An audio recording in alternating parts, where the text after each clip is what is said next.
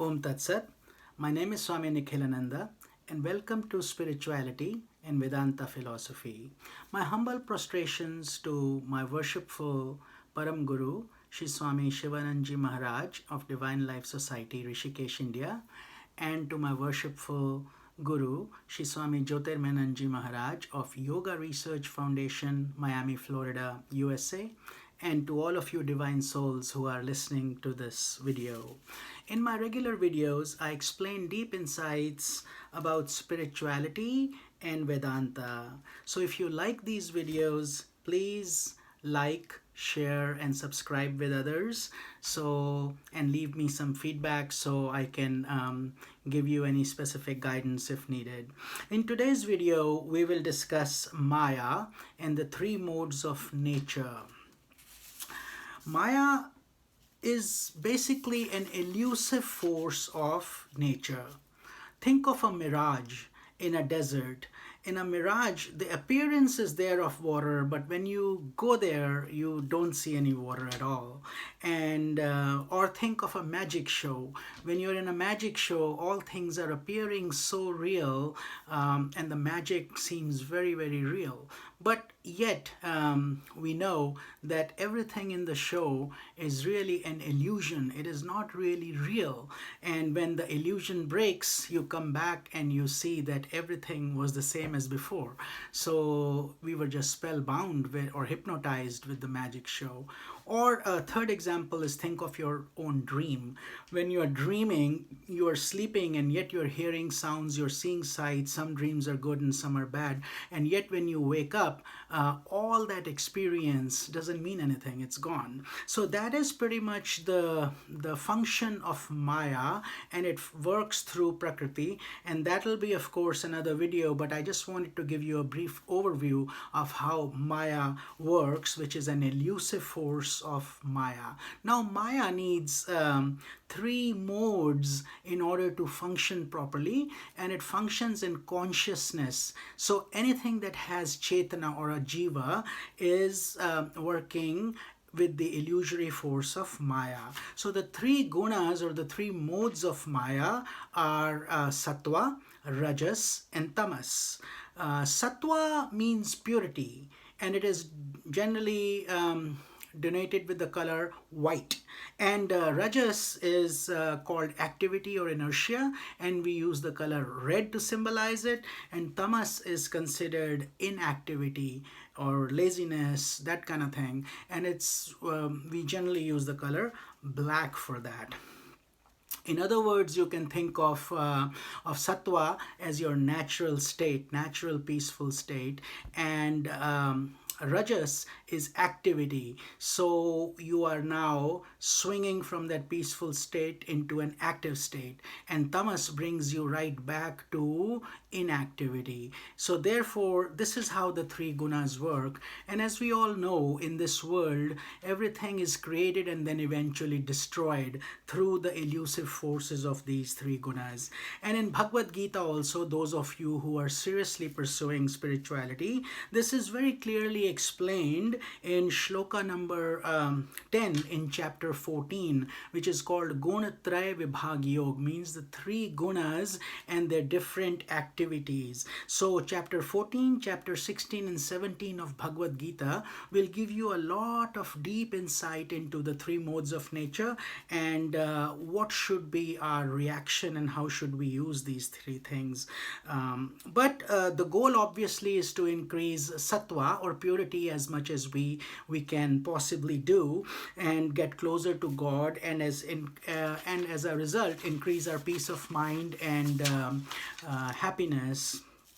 So when we are prayerful, when we are in meditation, when we are reading scriptures, when we are reading bhajans, when we are in truth, when we are doing ethically correct things, and selfless service, for example, all these things are considered that we are in sattva, we are increasing our purity, we are cleansing our souls.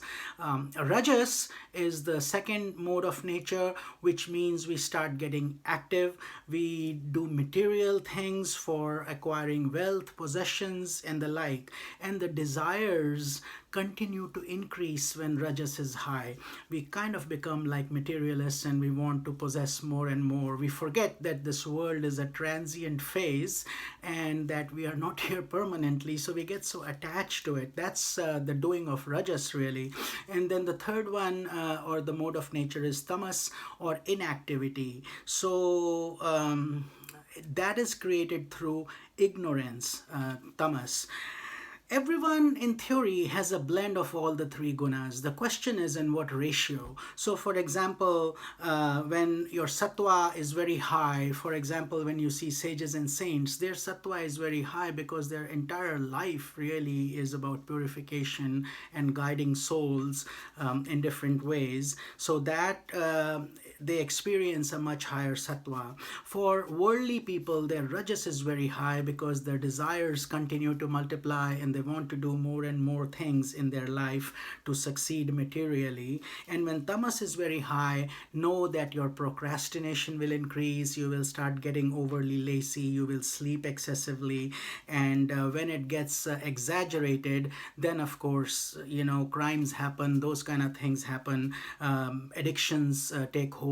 Those kind of things are all tamasic. So the scriptures pretty much guide us. If we are in tamas, we should push ourselves, do some activity, and get busy, basically to get out of that tamasic mode. And when you're in sattva, then obviously what happens there is you start getting into a meditative state and your desires start to slowly dissolve away and you start to enjoy being you enjoy your own experience. So that's and in Bhagavad Gita, Lord Krishna has clearly specified, that's again in shloka number 10, chapter 14, he basically says whatever quality is prominent, the other two qualities are subservient to it. So for example, so only one quality at a time will be a preliminary one and the other two would be supportive. They will take a lower role. So if your sattva is very high, then obviously your rajas and tamas are lower. And then when your rajas is very high, then your sattva and tamas are lower. And when your tamas is very high, your sattva and rajas are lower. So therefore, we have to always be mindful and knowing where we are. Are we in sattva? Are we in rajas? Are we in tamas? So my goal is to kind of help you understand that in this video. So for example, when you wake up in the morning, you are fresh, you enjoy your cup of tea, you feel like reading some nice quotation, you feel like maybe meditating a little bit, or you're feeling very peaceful. Know that that feeling is your sattva because you were just coming out of your sleep and your batteries are charged up, you're ready to now tackle the day. So as your activity grows, now you're driving your car, going to work, so now you are thinking of your work and not so much about your spiritual experience. So at that point, know that your rajas is taking hold, and then you're doing all your daily duties which are rajasic in nature, and then when you come home, then you're tired, you had maybe a successful day, maybe not such a good day, again it's a mixed bag, but when you come home you want to relax, eat your dinner, slow down, and wind down for the night. Know that your tamas is now increasing. So like I said, even sages and saints also have sattva, rajas and tamas, but their sattva is very high, and then rajas is to do activities for the world, and tamas is to get some rest for the body. Whereas for the people who are on the inverse side of the fence, if their tamas is very high, they're mostly doing procrastination, lazy things, maybe addictions, things like that, but their sattva is very low, but it is still there to some extent. And when they are peaceful, when they're finding that in their sleep, they are for example experiencing those things. So this is pretty much how the three gunas work, and Maya uses these three gunas as its essential tools, and it applies to everybody. Look, it doesn't make a difference whether you're financially successful or not so successful. The laws of nature apply equally to all of us the same way. So I hope you found some benefit from this video, and if you did, please like, comment, and share with others also, because this is all really spiritual knowledge. We are all doing this selfless service to each other so we can make this world a better place, make people more aware of the deep insights about Sanatana Dharma and how deep the philosophy itself is, that everything's well thought out from a scientific viewpoint also. Eventually, there is a fourth state which is called Turiya. Turiya is transcendental meditation, and that is beyond the three gunas, and that happens to people when they are in samadhi or in highly advanced stages, and we'll cover that in some other video. So I hope you like this video. Om Tat Sat, divine blessings. Om Shanti, Shanti, Shanti.